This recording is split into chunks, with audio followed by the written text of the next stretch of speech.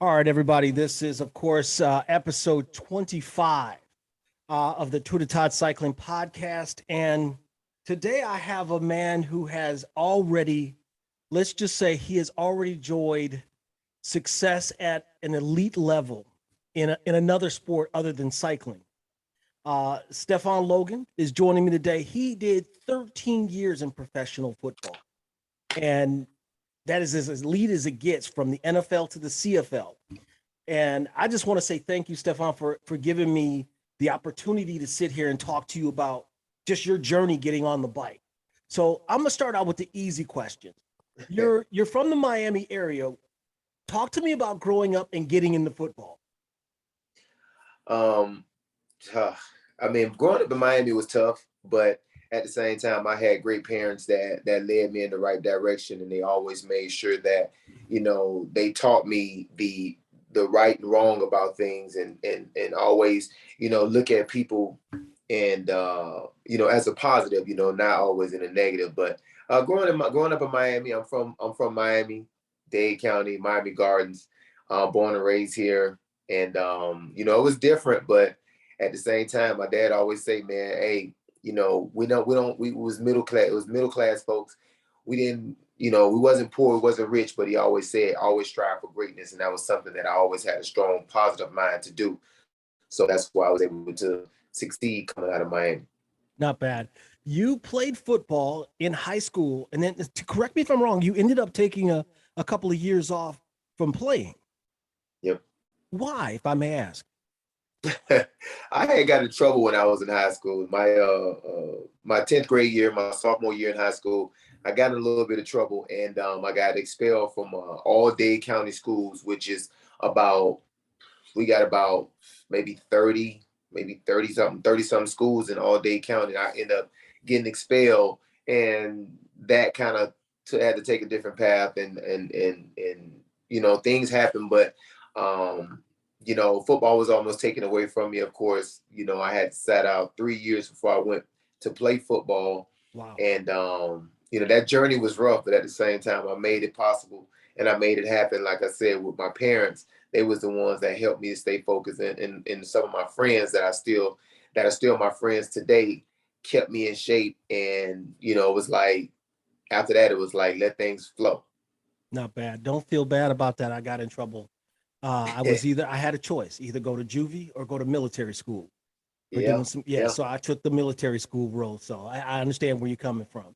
Now you Hmm. eventually went back to a high school, graduated, and then you went to University of South Dakota. Yes, Okay. sir. I got to ask you about, I'm from Minnesota, born and raised, Okay. Minneapolis. Okay. So, I'm going to ask you, how was it for you in South Dakota? I get that question all the time. And I always say it was a culture shock, of course. Yeah. Not only from the people, not only being from Miami, fast life, fast pace, going to a small, coming from a city of what, 2 million people, Hmm. and going to University of South Dakota, which is about that big, and a town of 10,000 people, people you growing up with that's coming from farms, ranches, small, I'm already going to school in a small town. They stay in a smaller town. Yeah. So it was different. It showed me how to enjoy life, Hmm. how to it was a slow pace. So it helped me slow down life. I was going to ask you And, that. it's something that they helped me enjoy life, so it was different for me, but at the same time, I really embraced, the challenge that came with it, getting to know different people, getting out of my comfort zone, Yeah. kind of, trying to, find my path and find my niche on what I wanted to do with life. And I knew football was the number one goal, but I knew I had to have a backup plan, and, football didn't pan out. Yeah. So, going to South Dakota, it really made a difference for me. It changed my life. And I still talk about the times, me and my roommate from college, Jordan Davis, and some of my other teammates and friends, we always talk about the experience, the times that we had in South Dakota. And it was fun. I always tell people the best days of your life gonna be in college, depending on when you Yeah. go. Yeah. I agree with you. Now, you weren't just a football player, you also ran track in college. Yes, I did. Yes, I did. I was I ran track my freshman year. I won the 60-meter dash. I went to nationals. I came out of the top 8. Top 8 or top 9. I came in 7th because those guys were in the 60-meter dash. Those guys were really fast.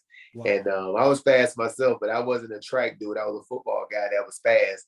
And my coach, Ed Meyercourt, was our head coach at the time. He said, if you bring it in points, then you can go out there and be on the track team. So I wanted to keep my speed up to transition over to football. So I ran track as well. I'm all American in football and track. So that's my, I ain't gonna say fame to claim, but it is my fame to claim. I like that. That's pretty good, man. Okay, so you ended up getting drafted by your hometown team, the Dolphins. Yep. Okay, I got to ask you this. Okay, it's one thing to be able to get to play at an elite level. It's another thing to be able to get drafted by your team. It was, or you went undrafted, correct? I went undrafted, yes. Undrafted, and then ended up going with the Dolphins. How was that feeling to be able to walk out there and be like, man, I'm home?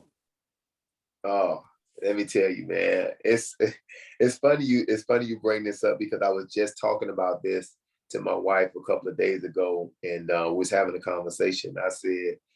I was talking about, the conversation started because we were talking about some of the guys that was drafted that year in 2007 when I came out. And I was just talking about my stats in college, when I tested coming out running my 40, my broad jump, my L drill, and all that kind of stuff. Yes, all my numbers was off the chart. My stats in college. I was right there with the if you want to call it the elite, the Division I players. My numbers was better than some of those guys, but my stature kind of hindered me a little bit. But to me, it didn't, because I still got a chance to play in the NFL. Yes, sir.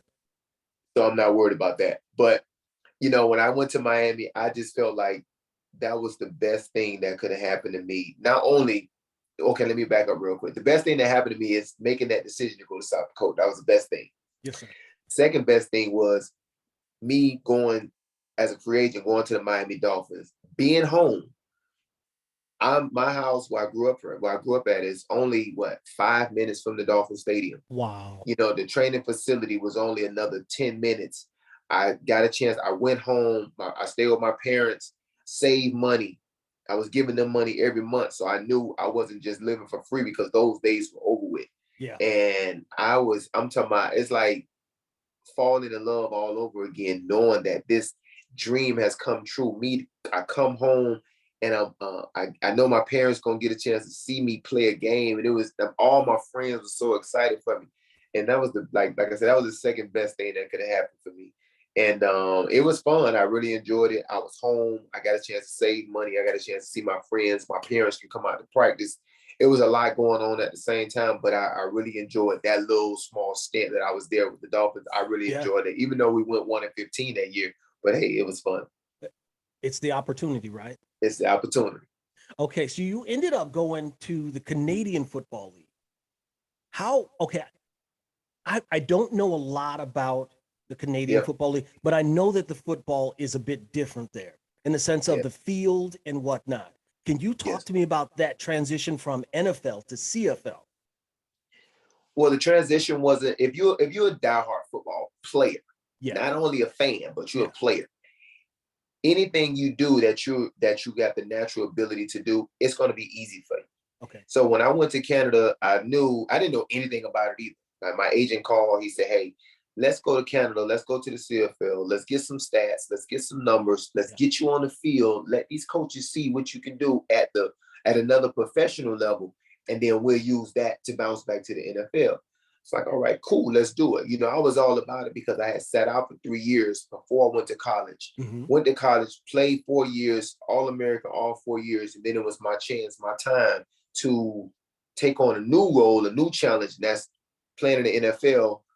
And then I went to Canada. So when I got a little bit of history on it, I knew it was, at that time when I went, it was like, 86. It was going to be like the 86 or 87 Grey Cup. They had been around before the NFL, and they had different rules. NFL have 4 downs, CFL have 3 downs. The field in the NFL is 100 yards. The CFL is like 110 yards. So NFL field is I think 40, 45 yards wide, some 50 yards wide. I can't remember what, but in a CFL is 65 yards, 60, 65 yards. I can't remember all the numbers right off the top. But NFL has 11 players on the field. CFL have 12 players on the field. So it was different, you know, as far as you had to learn the motions. You had to learn everybody can move in Canada. Everybody can move at one time besides the offensive lineman. You know, the play clock was different. So it was a couple of different rules that I had to adjust to, but it didn't take long at all because I was a fan of the game. Not only a fan, I was a player. So I adapted to it real quick. So it made it a lot easier for me for the transition. The only thing that I didn't really like that field was so long. If you break in the NFL, you're like, okay, if I break, because you're not going to have too many games where you're going to take it 90 yards. You know, you might take it 60, 50, 40. But in Canada, if you say I'm going to take it 60 yards, you got to add another 20 yards on there when you run into the end zone. So that was the only thing that I didn't like, but I did like the width of the field going from sideline to sideline because I had an extra 10 yards to outrun somebody and turn that corner. Yeah. So the rules is a little different, but at the same time, just to say this, I was telling somebody the other day, the only thing about CFL and NFL is the interior guys, the O-line and D-line. The skill level is not that far off. People might look at it and say, man, you crazy. If you come out to the CFL and you watch those boys in Canada, you'll say, you know what? That dude is really good. Why is he still here? Why he don't go back to the NFL? Yeah. Some people don't want to deal with the politics. Some they just like, man, I like it over here. I don't have to deal with, you know, I got this guy coming in. Y'all worry about this guy come from Alabama, this guy from Clemson, this guy from Oklahoma. They don't have to worry about that. So they just stay over there and they play. But the interior linemen that's the real big difference from the NFL and the CFL. Now I grew up with some guys that have played in the NFL. Sean Lumpkin played for New Orleans and eventually the Vikings, cornerback. Ran track also for the University of Minnesota. And a friend of mine in college at Morris Brown was on some practice squads. And he always told me the one thing he says that people don't understand about the NFL is something that you mentioned. He says, you can be as good as anybody, but the politics is what will get your career. You'll be out quick. Politics is the most important thing about the NFL. And I tell my son this all the time. The game don't love you. Yeah. You have to go out there and you represent that name on the back of your jersey. You represent the number. You represent the team. And they always, and one thing I hate when coaches say, you know, I can say this now after playing 13 years, they always say team first. And I'll be like, I just kind of look at it and be like, team first. Yeah, okay. But as soon as you get hurt, or as soon as you don't want to abide by the rules, or as soon as you can't give them, as soon as you start slowing down just a little bit, oh, they ain't talking about no team first. They ready to trade you. They ready to cut you. They ready to bench you. They ready to, you know, do something with you, but they always talk about team first. So I always tell my son, look, team first. Yeah, to an extent. But you go out there and do your job and you make sure you not only performing for your team and your counterparts that you out there with, you performing for the other team just in case this team want to make a decision on whether you're going to be here next year or be here this year or go somewhere else next year. So that's how you always play. Play for you got to have a little bit of selfishness when you out there playing. So have some selfishness about you, not always talking about team first. Not bad. Now, you were primarily a kick returner. Am I off? And you were actually a hell of a kick returner. Thank you. You know, I wasn't a returner from college. I didn't do returner when I was a little league. I didn't do returner when I was in college. I didn't play returner until I got to the NFL. That was the craziest thing. So they moved me from running back, which I played running back my whole career, to wide receiver. I'm like, I'm learning a whole new position all over, which you trying to learn a slant, dig, hitch, post, go route to, I used to just take handoffs. Just throw me a 5-yard pass out of the backfield. So now I'm trying to catch a ball that's coming 10 miles an hour straight at your face. And they put me at returner, God-given talent. I was just able to do it. I wasn't the best as far as catching the ball, but I did tell you this. If those balls touch my hand, I was going to catch it. Yeah. That was one thing I prided on. Not only was my speed, my quickness was I had really great hands coming out of the backfield. So I didn't play returner until I got to the NFL, and it's just so crazy of all the numbers that I put up being a returner that I am in the top five in NFL and CFL as far as most kick return and punt return yards in history. Wow, man. Jeez. Now you ended up with Detroit. Yeah. How was that? The city, it was a rough city. Oh, The you better team was believe it. good. Yeah, the team was the city was rough, but the team, they always stuck together. Even though the fans, they didn't win a whole lot of games in Detroit. Yeah. The fans, the city always stayed behind their team, always. Whether it was good, bad, or ugly, they always was Detroit, Detroit, Detroit. And the team, when I was there, I had Matthew Stafford, I had Calvin, I had Nate Burleson, I had Sean Jefferson, which is, we call him OG. He's a wide receiver coach in Arizona right now. Dominican Sue. I was there with some really, really good guys. Yeah. That was first round pick, second round pick, couple Hall of Famers. And of course, Nate, analyst, he's a commentator, he's everything, on the TV right now. And man, it was crazy, man. The team itself was fun. We had a lot of chemistry, team camaraderie, and we always did things together as a unit, as a team. So that's what I really liked the most about playing in Detroit. Not the wins and losses. We didn't get many wins, but the team itself, we always gel, we always bond. So that always made it like a pleasant entry every time we came into the locker room. Oh, that's awesome, dude. That's really nice. You eventually retired after 13 seasons. Were you 39 years old when you retired?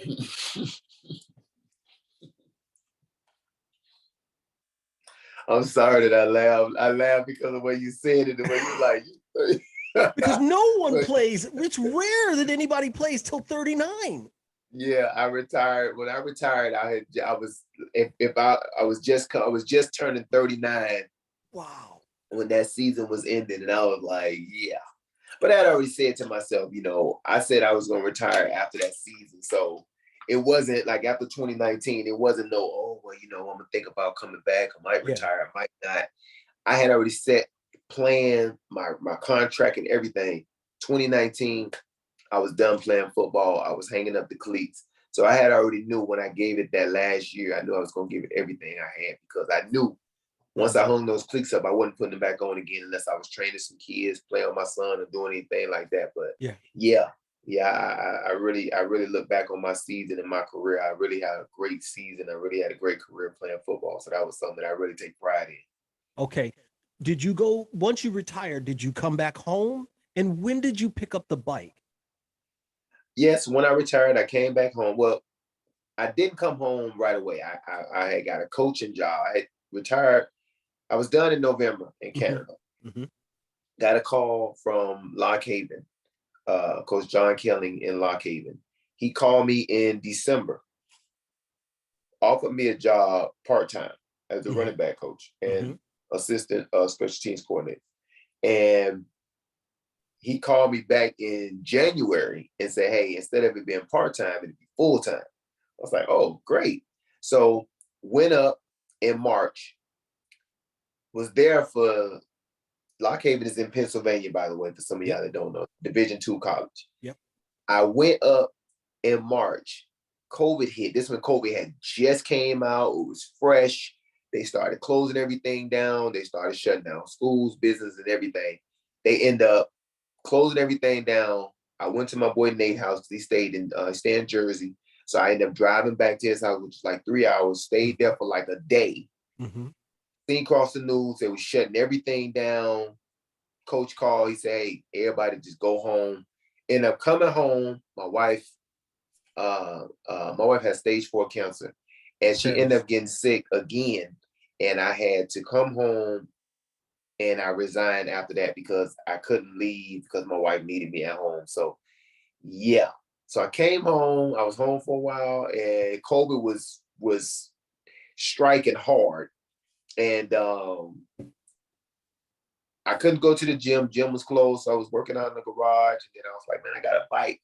Started on a mountain bike. I was doing like 10 miles every other day. So it was like a total of like maybe 10, 20, 30. It was like 30 miles like for that week. Yeah. And then I was talking to one of my friends and he said, listen, you should get you a road bike. Get you a road bike, get all the gear, get the shoes, clip in, get the helmet, the glass, say, trust me, it's going to change. It's going to be totally different than this mountain bike. And when I got that road bike, man, it changed. Like I said, changed my life. It was like playing football all over again. I still get that same drive. I still got that same passion. I still got that same determination. It still give me that urge to like want to go at something so hard because you don't want to fail. And it's like the same sensation when I'm out there riding that bike. So I picked the bike up and I haven't put it down yet. Are you serious? Yeah. Man, that is beautiful. Okay. And I've been, and one other thing, I've been riding now for a year and 6 months, almost 6 months, I think. And I picked up racing and I've been racing for almost a year now. And I went from Cat 5, which is the lowest you can go, to Cat 3. The best you can go is Cat 1. So I'm already at a Cat 3 now, and I only been racing for a year. All right, we gotta hold on. Determination I do have. We gotta put that in there. Yes, sir. So what's your training like? It's obviously nothing like NFL, but what is your training like, and how have you obviously you progressed very well through that training. Well, right now, like I go to the gym. I go 4 days a week. I go to the gym and I ride for Tuesday, Wednesday, Thursday, Friday, and Saturday. So I ride like 5 days a week. So it's kind of like I balance it out. As long as the weather is good, we get on the bike, we do a couple miles. So a couple miles might to you, might be like, like maybe 8 to 10. We doing on a daily, we might put in 40 to 50 miles a day. But it's enjoyable, man. We love it. Like it's a group of us. There's so many riders down here, so many groups. And you won't miss out on the ride. Anytime, I mean, it's so many bike chat groups that you can say, hey man, we're gonna ride today. We're gonna ride today. You might get 30 to 40 people just off of you sending a text message to your friend. He tells somebody else, he tells somebody else. Yeah. And but my training is I don't really train. So when people say train, I don't really train. I just keep myself in shape because another reason why I do it is because my wife can't do it. So I always put in my mind that I'll do it for you. So I'll do all the labor, I'll do all the burning, I'll do all the pushing and working hard and the cardio. I'll do it for you because I know you can't do it. So that's like another one of my main focuses when I'm out riding that bike or when I'm at the gym. I always think about my wife, knowing that I know she can't do it, so I'm gonna do it for her. Yeah. So when was your first race, and what was that feeling like when you're in that pack? My first race was last year up in Orlando. I did a road race up in Orlando, not knowing nothing about it. I'm just getting out there on the bike, jumped out there. I was like, hey, let me just try it. And we went up to Orlando, and it was called the Chain of Lakes. That was the next race that was coming up. So we drove to Orlando. Like I said, not knowing anything, not knowing none of the riders, not knowing anything. I ended up getting 6th place out of 70 riders. I ended up getting sixth place. And it's crazy because I got 6th place, not even knowing when I needed to sprint or when I needed to do anything. I seen my boy in front of me. He got 5th place. I ended up seeing him get up and take off, and I got up and took off. So I'm just like pedaling, I'm looking. It was so crazy because I was pedaling. I'm looking around, and I was like, okay, don't let nobody pass me. Yeah. And I ended up getting 6th place in that race. And after that, it was 1st, 5th, 2nd, 1st, 3rd, 2nd, 1st, 3rd, 5th, 6th, and it was like I kept placing high in my category to where they was like, okay, you have to do 10 races in Cat 5 in order for you to get moved up. Yep. Did 10, then I went to Cat 4. I was in Cat 4. I only did 4 races in Cat 4. Then they catted me up to Cat 3, and I was like, wait. Give me Give me some time. Let me get in Cat. But the thing is, Cat 4 and 5 race together. Mm-hmm. So I'd have been still racing with the same guys, just in Cat 4. Yeah. So they said, you know what, you placing too well. We're just gonna go ahead and bump you up to Cat 3. I was like, geez. So now I'm gonna be racing with a different group of guys that this is what they do all the time. They putting in miles and miles and miles a week. And I'm like, okay, I got to get on their level now. So, but yeah, it's fun. Okay, you won the state championship for 4-5 for crit, right? I won my first series down here in Miami. It was called the Miami Pack Crit race that down here. I won that series. I went up, I did the state championship race. I got seventh place in that one. Okay. It was windy as I don't know what, man. And I was so mad. I was so disappointed with myself because I knew some of the guys that was in the race that came in first, second, and third. Yeah. I had already beat them already. I beat them before. We kind of go back and forth. Like they beat me, I beat them. It's like whoever get the jump, that's who's gonna win. Yeah. And that wind just took a toll on me that day. It was just windy. And we came into the finish.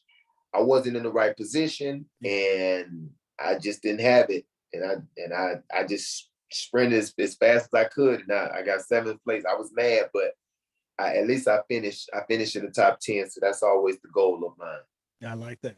What would you say was the hardest thing for you to get used to with riding? And what was the easiest? The hardest thing was trying to muscle all the people when I was out there riding. I was just using all strength. Like I'm gonna just beat you off natural strength. And I had an older guy come up to me and he said, "Steph, it's not about how strong you is, it's how smart you is on the bike." So I had to learn that. So once he told me that, I got that out the way.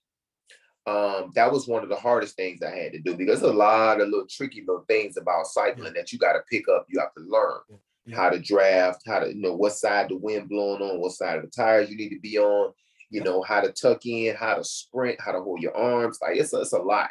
Using your core. It's a lot of stuff that goes into it. One of the easiest things was really when that sprint line, when that line coming up for you to sprint. Yeah. I could turn up really very fast. It didn't take me that long to build up my speed. Yeah. When I see that line, I know it's right there. And I know when I need to go, I pick up and go. And my turnover is so fast to where that was kind of like the easiest thing for me to do was it's like running 5-yard sprints. And I would just turn up real fast and boom, and the finish line be right there. Wow. Not bad. Not bad. How does it compare? How does racing compare to football? Does it have similar nuances in the sense of mentality of preparing for a race, or is it completely different? Some of it's the same. It's 2 different sports, of course, but it's crazy because I approach it just like I'm playing football. Yeah. Like I know I have a race tomorrow. This has been my first time doing this race. I didn't start the series. It's a series. It's 4 races. It's 2 races series that started already. One of them is in Winter Haven, Florida. Yeah. That one started. I didn't do the first race, so I know. And they had another one today, so I wasn't able to do it because my wife's out of town. And then we have another series that started over here in Piccolo. Yep. That one is 4 races. They have 2 left. They got one tomorrow and another one. So I won't win those series, but I want to get familiar with it. Yeah. So I prepared just like I would during the game week. So I will have, we have 3 days of practice, then you have a walkthrough, then you have a game. So I'll do the same thing with riding. If I know the ride, depending on the miles, I would do a ride. I would ride 3-4 days, and then I do the next day, which is today, be my walkthrough. I don't do anything. All I do is hydrate, get my Pedialyte, and then the game the next day. My race is tomorrow, so I kind of approach it the same way as a game. Stay off my legs. I relax because these are what you're using all day. Yeah. That whole race. So I kind of relax a little bit. We got football coming on, playoff start. So I'm gonna go over to my friend's house. He gonna grill, and I'm gonna sit back, watch the games, drink water all day, and be ready to go for tomorrow. Yeah, yeah. Have you considered getting a coach? Yeah, I thought about it. I thought about getting a coach, but I kind of got guys that always kind of give me little like, little tell me that little stuff here and there, kind of help me out, be like, hey, Steph, you try this. Hey, how about you try this? But I'll say this. If you raced before and you was pretty good, and you, not saying you was cat 1 or cat 2, but you raced and you was placing in the top 5 all the time, and the race world, then I would listen to you. Yeah. But if you don't race, and even if you did race, you never won, and I can't. How can I listen to you? You haven't placed, so you haven't won anything. Yeah. You know what I'm saying? So I have guys that race. Even I have older guys that race, 20 years ago, and they be like, hey, how about you try this? This might help you a little bit if you do this. Those are the guys I listen to. I don't listen to somebody that just say, hey, they race and they finish in 30th, and it's 30 people and you finish in almost at the bottom. It's hard for me to listen to somebody like that. So, that's the race world. It's fun, it's dangerous, but it's fun at the same time. Yeah, I love the camaraderie of it. I love racing more than anything. I'm just very competitive, so I understand. Have you ever considered doing anything? Since you mentioned Piccolo, have you ever thought about doing something on the velodrome over there? Oh, you know about the velodrome? I've raced on it. Oh, yeah. The guy that actually runs the velodrome, he ride with us on the weekends. Yeah, and Lenny. He be out to the races. Yep. I have a friend of mine that did the velodrome, and she was asking me about. She was like, Steph, you should do the velodrome. You should do the velodrome. And I was like, I'll try it, just to see how it is. But the only thing that kind of get me and is psyching me out is the pedals. You got to keep pedaling. Like if you stop pedaling, even if you stop, the thing keeps rolling. Yes, sir. And I didn't know that. So I'm kind of scared because I'm like, okay, when I'm ready to stop pedaling and that thing, eject me off that bike or something, that's the only thing I'm scared of. That's why I haven't tried it yet. But they were saying you can, like, you go slow, get the rhythm of it, because you got to go up and then come back down. When you get out of line, then you got to go up, and then when you come back down, you get back in the front. So of course there's some technique, there's some things you have to learn about it that I think I said I was going to try it just to do it, just to see how it is. And I think you'd like it. I don't know if I want to race on it, but I want to try it though. It will help you. It will help you with getting stronger, bike handling skills. Yes. And tactics. It will definitely help you with that, and timing sprints and things like that. Talk to me about this. Your family. You have a son. Yes. Your wife. I just want to send prayers to your wife, because you said she was in stage 4 cancer. I just want to send prayers to her, and prayers for a recovery. Yeah. How has your family helped you with the transition from an elite football player into cycling? My family been real supportive. My 2 football players, my 16 and my 14-year-old, those are my football players. My 16, he's really, really into it right now. The 14, he's still kind of trying to find his way. My wife has 2 girls, so they just bookworms, and one of them is a school teacher now. They support me. They don't, like, the girls, they'll just say, how did you do? They're not gonna come sit in the sun and come watching nothing like that. But they'll be like, how did you do? I'm like, I got 3rd, got 4th. And I kind of explained to them a little bit about it, not that they really care. So my wife is like that's like my biggest fan. Her, my mom, and my brother, and my and I don't want to miss out on my friends. My friends are my biggest supporters when it comes to the race world. Like, my wife is at every race. Wow. She's whether it don't matter if it's rain, sleet, snow, we don't get no snow down here. Cold, she's out there. That's cool. That's like the most important thing. I always say, like, your support system has to be strong in order for you sometimes to succeed in certain things, because those are the ones that's going to be telling you, hey, try this, or do this, or do this, or do that, or don't do this, or don't do that, in a positive way. So, my wife has been, and my family has been very supportive of me, getting out there on that bike. They'll come out to the races. Like, some of my friends, they don't even race, don't even know nothing about the bike world. Yeah. They just come in just because of me, and they only watching the last 10 seconds of the race. That's they'll see me come around, and then you might hear them say, "Go, come on, Lo." And then, you don't work around this time, 4, 5, 6, 7 times. Yeah. You just, they ain't even looking. But when they hear that bell ring, they know that's the last lap. Phones coming out. Everybody got the rubberneck. Everybody looking, trying to see. So, that's the thing. Then I really hear them big. They like, go, Steph, go, low, go. And I can hear them. So my family and friends have been really supportive of me on the bicycle, and even when I'm in the gym and anything I'm doing. Okay, we've come to this point in this interview where I like to do some quick shots. So I'm gonna ask you some quick questions for some quick answers. All right, Stefan, if you had an unlimited budget, what bike would you ride, and would it be electric or mechanical? I would, if I had a budget with no limit, I would get the BMC. It's all carbon. Yeah. I would do electric.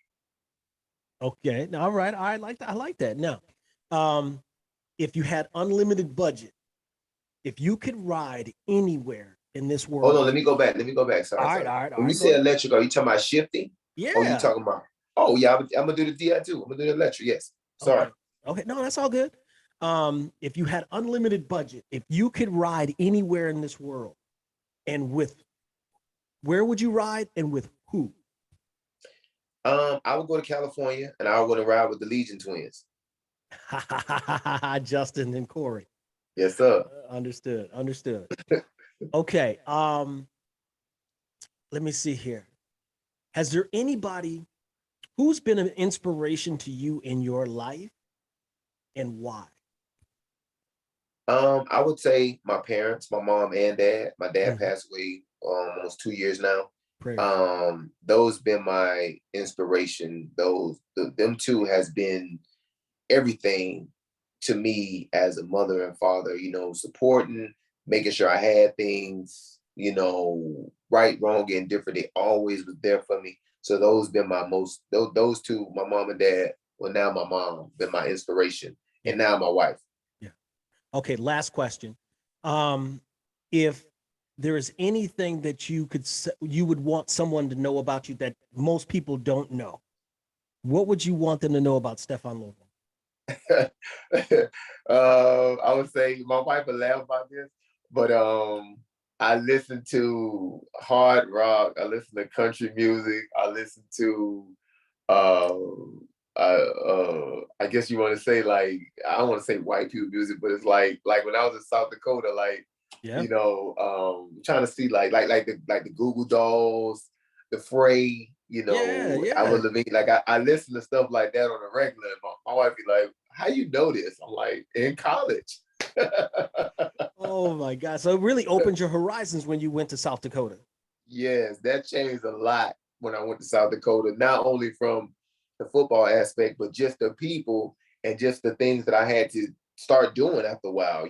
Like I went from, I was wearing real big baggy clothes at the time, wearing 5XTs and big extra large pants and all that, to flip-flops and socks, small shirts, sweatpants, and just didn't really care about your appearance. But I still love to dress, but now I can just put on something and I'd be fine, with no problem. So South Dakota really taught me that. So yeah, it'd be the music choice. Like I would listen. I have some stuff playing on my headphones, and you would, if I let you listen to it, you would literally do this. What is that you left? And South Dakota did that. So yeah. Not bad. Okay, I just want to say, Stefan, thank you for talking to me. You didn't have to. I'm glad you gave me some time. I'm more than likely going to see you at a race or a ride, because I'm moving further. I'm in Lake Worth Beach, but we're moving further south. So I will definitely see you at a race. I'm a cat too on track and road. So I will definitely, I will see you out there to just the camaraderie, but also the competition, man. Man, I really appreciate it, man. I got another one of my cyclists that's out here doing the interviews, man. By the way, man, hey, I really enjoyed your questions. I really enjoyed you as a host too, man. Really Thank good. You. I really like that. Thank you. Man, hey, and when you do yours, are you do you do plus 40, plus 50, or you do cat 1, 2, 3? You do the categories. It depends on if I'm fit. So if I'm fit, I'm 51. So what I'll do is I'll do 40 plus, I'll do 50 plus, And if Yeah. I'm fit, then I'll go ahead and do the cat one also. Gotcha. I gotcha. Because I'm 40 and my guys was like, man, Steph, why you don't do 40 plus? I'm like, because I don't have to do 40 plus yet. I can still do cat 1, 2, 3 and try to kick some of these guys, some of these young boys tail. But yeah, man, that's great, man. That's an awesome thing. And it's always like like you say, a humbling experience to get to know somebody that's older than you, that still get out there on that bike and can still kick your tail, and you think like, oh, I'm young, I can beat. No, man. He gonna outride you just because of his smarts, not his ability of like his physical ability, but it's just his mental, and he knows how to draft, how to get behind wheels, how to maneuver on the bike. So that's when I always tell people, like, that's when you know you advance when it comes to the bike world. Because some of y'all thinking, oh, I'm gonna chase down this, I'm gonna chase down, then I'm gonna get in the front and pull for 20 seconds at 30 miles an hour. Then now when you get off the front, you're trying to get back in. Now you're struggling. I say, see, you don't have it here. So that's the part where you lack. And that's the part that I've gotten better at, because I know I'm strong physically. Yeah. But I have to be smart, because everybody lists you as what you are. So like people look at me and they'll say, Steph, you a sprinter. I'm like, yeah, but I want to be like Peter Sagan. I want to be everything. He was a sprinter. He was an endurance rider. He was a puller. He did everything. So that's kind of like how I want to do. And just to finish with this, that's one thing about the Legion twins that I do like, Justin and Corey, because they have brought a whole nother dynamic to this game. Oh, you better believe it. And they doing some incredible things out there. And one of the girls that we ride with, well, she don't really ride as much no more. She is really close with them, and they have been down here for the past 2 years, and they do this ride with the pros. I missed it this year. I'm sorry. Yeah. It's called Ride with the Pros. And Justin, Corey, because it's 3 brothers, but Justin and Corey are the good ones. They got one that's a little bit heavy set with the dreads. He's good too. Yeah. I've met Corey in Minneapolis. Yeah.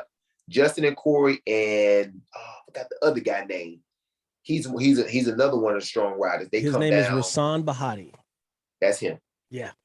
When they come down, they do a ride with pros, and they sign autographs, take pictures and stuff like that. I'm gonna do it next year. I missed it this year. So yeah, that's something that's a great little event that they put on. So of course I would love to get to meet those boys, because they came in, they changing the game for us. So kudos to them boys. Yeah. I'll tell you this is another guy that you should meet. He's a masters racer out of California. He's very good friends with Corey, Justin, and Rasan. His name is Sharon Smith. And look him up on IG. His story is amazing, and he's national champ this year. Is he the one, he rides the S word? Yes. Man, he's amazing. I follow him, man. I listen to his stories. I watch his videos, man. He's a good dude, and he's strong too. Yeah, brother, ain't no joke, man. Seriously. Yeah, he's really good on that bike. I've been a big fan of Rasan for a very long time. I met him. I've interviewed him. In fact, I did an interview with him on my podcast. You might want to check it out. Yeah. I'm a huge fan of Rasan. He's just a very humble person. Yeah. And he's very good at what he does. Yeah. He is. I watch his videos too, man.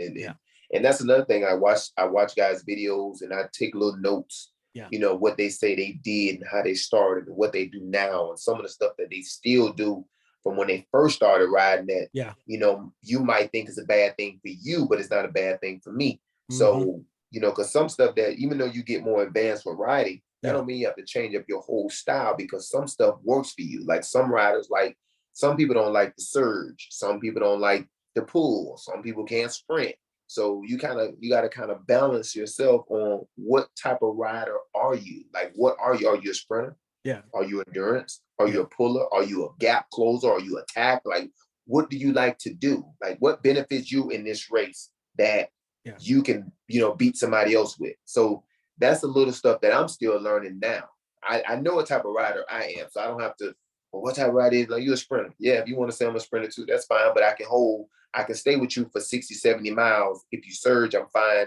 If you attack and all that, I can do those things. I don't want you to attack me all the time. Yeah. But I can do it. Yeah. So so that's one thing I've learned by myself, that I don't really have to worry about too much when I'm out there on the bike. I know what I can do and what I can't do. Yeah. So that's something that benefits me. And some guys, they just be trying to do it just to try to show how strong they are. And I'm like, that ain't gonna get you to win the race. Yeah. There's a couple guys I want to introduce you to that you may or may not know. There's another young brother out of California. He's living in Colorado now. Is Dante Young. Okay. He's look him up on IG. Amazing rider. Used to ride for Legion, and now he's riding for, I think, Miami. There's a team coming out, a professional team or just a team, elite team out of Miami that he's riding for. And then there's a couple of guys that are older guys, but I think that you would really get a lot of wisdom from them.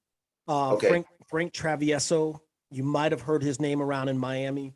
Cuban guy, amazing man. He's a very good dude. I've known Frank for a long time. And then my favorite person is Ivan Dominguez. Okay. Look them up on IG. They will give you some inspiration. They're just really good dudes. They're in Miami quite a bit, so you'll eventually run across them.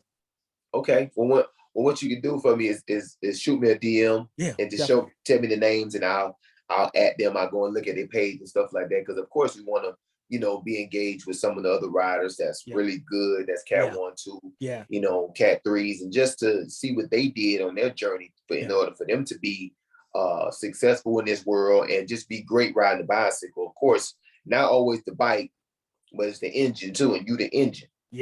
So if your engine ain't right, that bike ain't going nowhere. So that's another thing I always tell people all the time. Yeah. I'll tell you this. Ivan was a former pro triathlete also. He was one of the best sprinters in America. Hands down. You couldn't mess with him. And Frank has been he's been a pro, and now he's just elite, and he's amazing. He's still racing at an elite level, and he's winning races nationally with the Pro Ones. So I'll send it in the DM just to let you know, because man, these are people that I think will inspire you and give you some courage. Just to keep going at it. Keep going at it. I appreciate that, man. I told my wife this year I want to do 2 races out of town, like not Florida. I'm talking about like Georgia, California, Colorado, New York. I want to do 2 of them out of state. Yeah. And whichever one of those is going to be, I don't know. With once we see who had a good races, we want to do it. So I told her, like, if I could just do 1, start off, would be good for me. Yeah. But yeah, man, send me those, man. I really appreciate you having me on the show. You got it, bro. Great host, like I said, man. Let's keep in contact. Because of course, if we have races here and there, if you ever come to Miami, you do a race, man. We get in, we'll meet up. Yeah. Of course, we'll be drinking a whole lot of water because we have. I don't drink, so you all right with me. I'm in Miami all the time, so. Yeah, I only drink on the weekend. So when I got a race, the agua is all I'm gonna drink. Like I said, I'm gonna go to the store. I gotta get my Pedialyte so I can get my electrolytes and stuff like that. And hopefully the weather, they was talking about it might rain tomorrow, but hopefully it don't. Because I want the weather to be just how I'm talking about. It is sunny. It was cold this morning, but it is beautiful out here right now. I'm like, yes. So we got a boat as well. So like the lady, she was like, y'all not on the boat today? I'm like, nah. I say my wife out of town and I got a race tomorrow, and plus the games come on. So I'm gonna be sitting around eating some barbecue for a little bit. We'll have a couple of burgers here and there, but I'm gonna be drinking this. This is all I'm be doing is drinking this water, relaxing today. But like I said, man, I appreciate you having me on, man. Great show, man. I'll make sure I follow you and I'll stay tuned with everything you got going on. Appreciate it. You also. All right.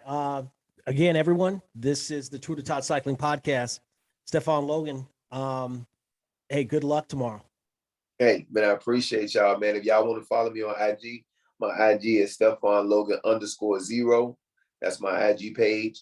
And my Facebook is just Stefan Logan. So, of course, all you got to do is click on it because my page is not private. So you click on it, you'll know it's me from the bike and me training and me working out. So you'll know that's my page. So I appreciate you having me on the show. Y'all follow this guy. Y'all follow me. And y'all stay tuned with everything we got going on. All right. That's a wrap. Thank you. Thank you very much. You got it, bro.